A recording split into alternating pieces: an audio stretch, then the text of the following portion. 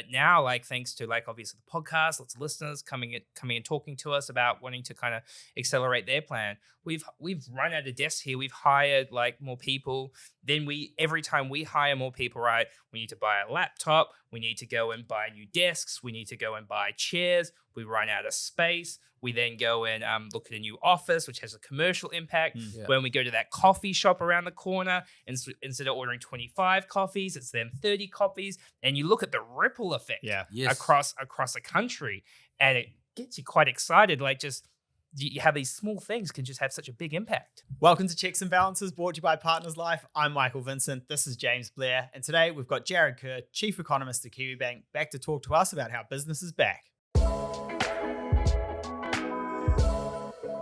Jarrod, welcome back. So we've just done an episode on inflation that has hit in all of this way. You had some interesting comments before we started filming around that you've been out talking to the people and business owners. And it feels like and sounds like the tide's changing a little bit.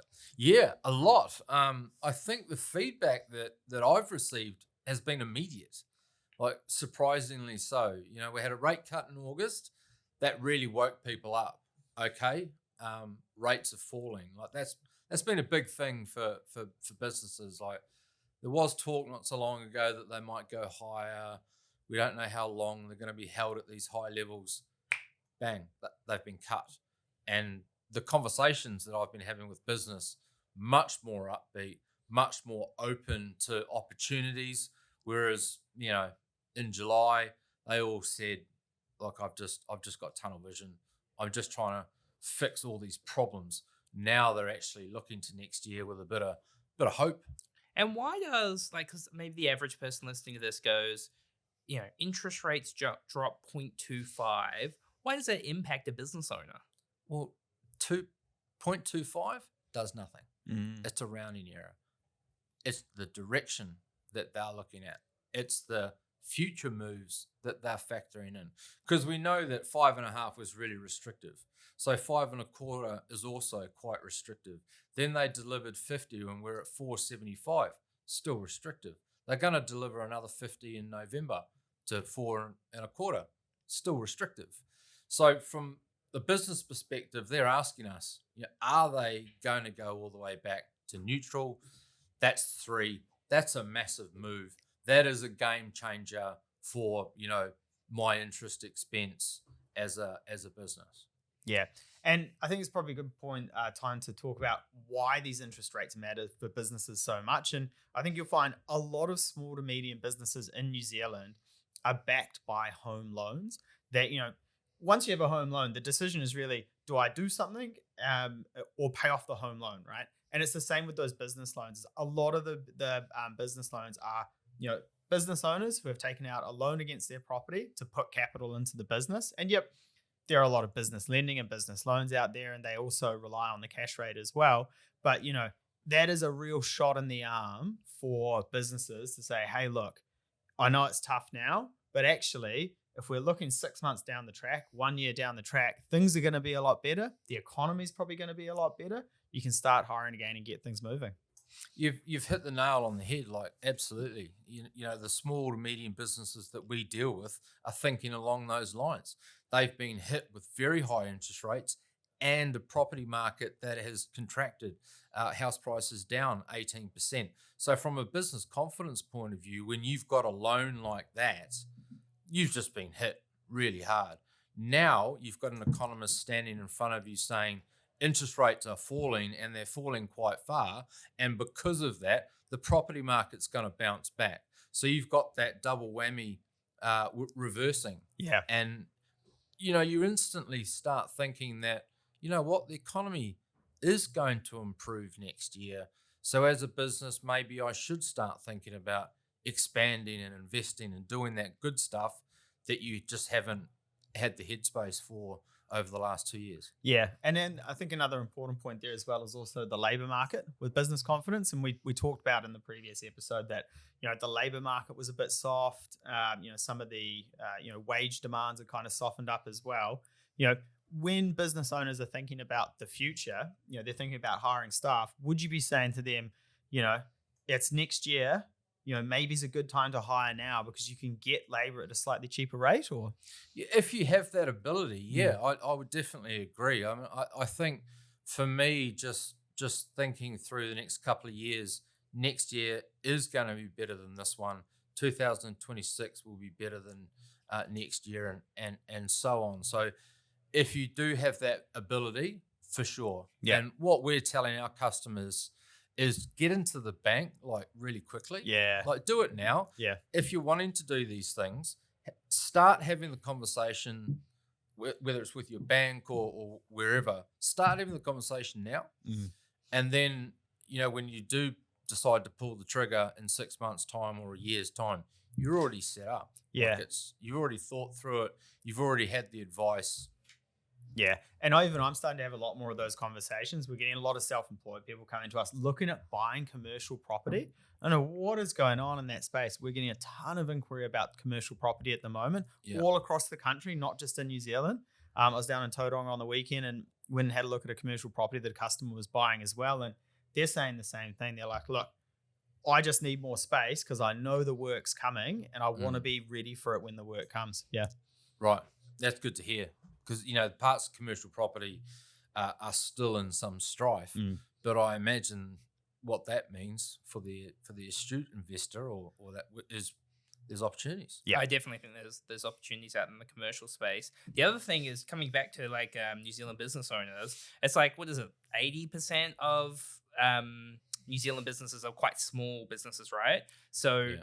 I love that you can just say any stat and you just ask Jarrod as if he's going to have Jarrod, the answer. yeah, you're like Jarrod, this stat. Yeah. I'm not. That sounds right. Yeah. We are fact checking as we go here. Yeah. This is not Trump.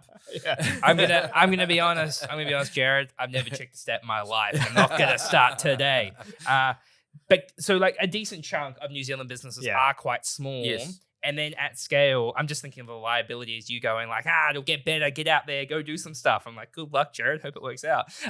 But if they go and hire one more employee, across all of these businesses, if they invest in that piece of machinery, there's a huge, one individual business doing that in isolation doesn't do anything. There's a huge ripple effect across the country, right? If everybody does do that little bit of investment.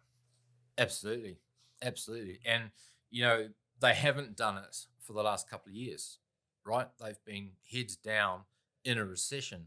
Now, I think because of everything that we've talked about, better outlook, lower interest rates, all of that, better order book, they will start investing that extra dollar or buying that extra machine or getting that extra person. Yeah.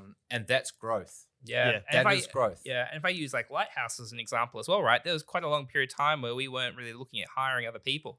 But now, thanks to obviously the podcast, lots of listeners coming and talking to us about wanting to kind of accelerate their plan. We've run out of desks here. We've hired more people. Then every time we hire more people, right? We need to buy a laptop. We need to go and buy new desks. We need to go and buy chairs. We run out of space. We then go and look at a new office, which has a commercial impact. When we go to that coffee shop around the corner, instead of ordering 25 coffees, it's then 30 coffees. And you look at the ripple effect across a country, and it gets you quite excited. You have these small things can just have such a big impact. Absolutely. I mean, I've come in here a few times, and this is really, really quite impressive, compared to when you guys were starting up. And that sort of ripple effect, if there were more businesses like this that were expanding, looking to expand, that is the economic growth that we're looking for. Yeah. So James, before we continue, I have got a special announcement. Have you started sticking to your budget? Absolutely not. You finally made it as an after-hours DJ. I wish. Mate, the thing is, we have got a brand new podcast partner, Partners Life. You mean the award-winning insurance provider with over 300,000 Kiwis insured? Yep, they're also a New Zealand-operated company, and they are passionate about increasing financial literacy amongst Kiwis. Sounds like a great match. Where can I learn more about them? Check out their website in our show notes below. Really thought DJ Magic Mike was going to be a global sensation for a second. And do you see any particular areas of the economy that are going to bounce back faster? I know, obviously, we're on High Street in the CBD in Auckland at the moment, and retail just looks like it's taking an absolute battering. Any type of shop front, every second or third store is vacant at the moment. There's a lot of. I thought you were going to say it's a vape shop because that's what it feels Oh like. yeah, I know. Yeah. Is there anything you see? I mean, retail obviously. That's kind of a bit of trickled down demand there. Not everyone's going out and buying new Nikes every day because the cash just isn't there. But are there any kind of sectors you see bouncing back a little bit quicker than the rest? Yeah, there are. I mean, the slowdown was quite broad based as well. So I think that the rebound is going to be broad based eventually. There's good news on the agriculture side. So that's a big part of the economy. Yeah. Financial services and manufacturing, construction. Construction will take a little while, I think, to fully turn around. But I think manufacturing is looking quite good at the moment.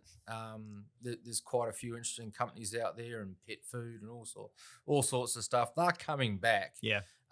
Like you say, it's going to take longer for, say, tourism to get back to where it was as our largest export. More than dairy and anything else. We're running at about 80% capacity. We're missing the Chinese tourists. Yeah. I don't know how long that takes to recover. Yeah. Retailing, I think, will take quite a bit of time, because what we've got to think about is households have been doing it really tough. So they may get the relief on the interest rate side, but I don't think they're going to go out and buy a new pair of shoes immediately. I think they're going to want to repair their balance sheet for a while. Yeah. And they're going to want to be sure that they've got their job next year and a proper pay rise. And then we might see, more discretionary spending. I think that takes time. I think retailers got it tough for a while, both with tourism taking a while to get back, domestic tourism, and just the Kiwi household. Yeah, you almost think it's that behavior, over the last 24 months where you're like, I get the relief is there, but my behavior is not go out and spend right now. So it might take a little while to trickle through. Just on the point to around, we may not get that demand from the Chinese economy in terms of tourism. Is that still a risk for our dairy industry as well? I know that the Chinese economy, although the data is a little bit more murky than some of the others, isn't doing great now. Should we be worried about that in terms of the dairy sector?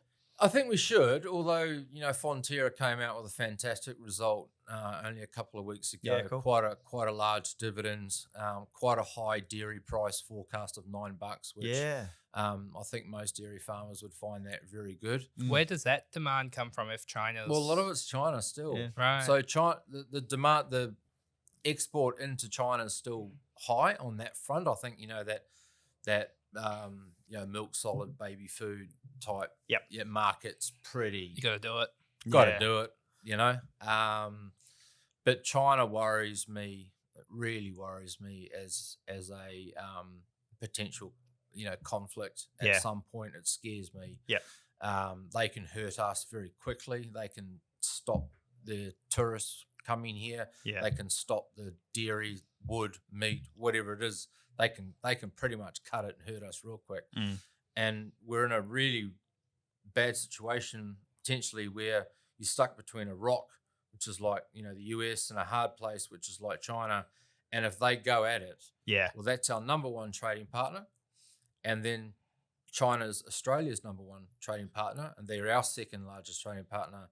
And then you work your way down to the United States. So, any sort of conflict between the US and China in our backyard scares the daylights out of me. Yeah, there's definitely some geopolitical risk there, especially around the Taiwan area, and then down into the South China Sea as well, with the Philippines. But I love it how we call it the South China Sea. I know. All of a sudden, that's its turn. I'm sure all of the other countries are like, it's actually our sea. It's not your sea, mate. You knew it was never your sea. I mean, I feel like everything we talk about has the caveat of geopolitical risk. Yes. Obviously we've got an election coming up, which I hear is quite significant pretty soon as Uganda. well. Yep. Hold on to your socks, going to be a big one. And that could change at any point. When it comes to the tourism sector, there's been some criticism around, New Zealand taking a long time to bounce back in comparison to other parts of the world where, I mean, you go to Europe, right? And Europe is busier than it's ever been. Yeah. Is the fact that New Zealand's tourism is slower just because of the Chinese tourists, or do you think it's for some other reasons as well? Well, the Aussies bounce straight back, right? It's almost like they've got nowhere better to go. So the Australian tourists, right back. Then you've got Americans, Europeans, they all make up large chunks. The missing piece of the puzzle has been the Chinese tourists. They've increased, but they're nowhere near what they used to be. And I think it's just simple economics. Their economy's doing it tough. They've had a crisis in their housing market. They're not traveling. Yeah. Right. And that's it. I think we could put most of it down to, the lack of the Chinese tourists. What does that mean? Well, I think in general, we need to diversify away from China, right? Look at India, for example. India is going to outgrow most economies for the rest of our lives, right? And I'm planning on living for a long time just to annoy my wife. So for the rest of my life, India will be the key. Why we don't have a free trade agreement with India, we need to hash that out. And I do think this government's desperately trying to get that done. They've spoken about it, right? Have they ever? And I hope they get something done, because economically speaking, we'll get more growth out of India than we will out of China. Yeah. What about the trade agreement with Dubai that recently? Yeah, what was that? $1 billion? Yeah, is that it all material helps. or It all helps, right? It's better than doesn't sound that material to me, Mike? $1 billion. When JK go, it all helps, Yeah. Well, we'll take what we can get. Yeah. Come on, Dubai, lift those numbers. Yeah.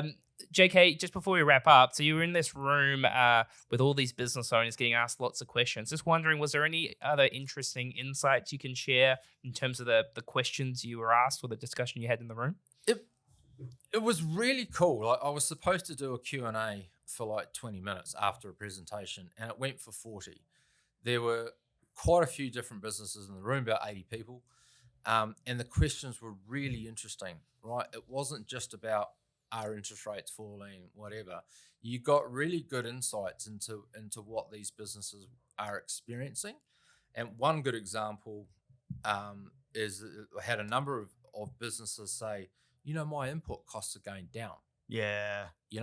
One was a cake manufacturer talking about egg prices and sugar and all of that just heading down. And then you talk to a developer, the price of metal, wood, jib, all this stuff is normalized. So there were a lot of businesses saying, look, I've managed to gut quite a few costs. Some of that was headcount reduction. But it seems they've got their costs more under control than, say, 6 months ago. And I'm telling them that interest rates are falling. So they're going, well, that's another cost that's going in the right direction. So thoughts on profitability have clearly improved. And then you've got an economist standing in front of them saying, hey, we're going to have some good growth next year. So it's almost like they've used this recession to really streamline themselves and adapt. And by God, they're going to be harder and faster and smarter, next year and beyond. So that was kind of the message that I've been getting from them. Yeah, the reduction in headcount does make me think, and I know we've spoken to a lot of people where, especially large businesses, have gone through restructures and redundancies, and there's definitely that fear of, will I lose my job? And I'm sure a lot of people listening who are in that position at the moment. Do you feel like, obviously redundancies and restructures will happen forever. Do you feel like a lot of that pain that businesses have gone through, we're out the other side, or do you see more of that to come? Oh, look, I think there's probably still some more pain to be had, unfortunately. But from a cyclical perspective, we've gone through most of it, right? And I would hope that if you can actually fight your way through the next 6 to 9 months, with every month, the probability of you losing your job is declining. Because we're in an economic upswing. So that's, I guess, the way I would put it. It depends on what business you're in. But I would say across the economy, we do see the unemployment rate increasing because of the lag. It takes a while for it to come through. But then, second half of next year, it starts falling again as we see growth and as we see business leaders like you two turning around going, maybe we need to hire. Yeah. If you know any good financial advisors, JK, let me know. Yeah. Great. We'll finish up. Just I know you've got your new podcast out. Give it a plug so everybody can find it. Yeah, look, please dial in. Markets, Mystics and Mayhem. We try and simplify the economics. We try and explain the madness in markets, and we just try and have a little bit of fun with the data. Awesome.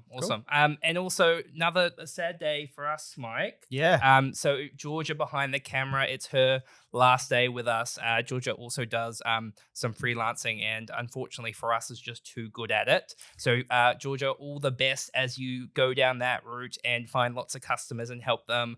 For those that don't know, when Mike and I have been doing this for like 3 years? 3 years now, Yeah. and it was definitely just our mums listening to it at the start. Not even my mum. Yeah, no, and I'm gonna tell you what Chris said about it was even worse. Yeah. And now we have north of 40,000 downloads a month on the podcast. So Georgia, thank you for all your dedication and For putting up with us. yeah, and for putting up with us, especially Mike. All the best. I'm sure we'll definitely see you doing lots of very cool stuff. Much love to Partners Life for sponsoring this episode. Please make sure to subscribe, give us a review, give us a like, and we'll catch you next time. Cheers.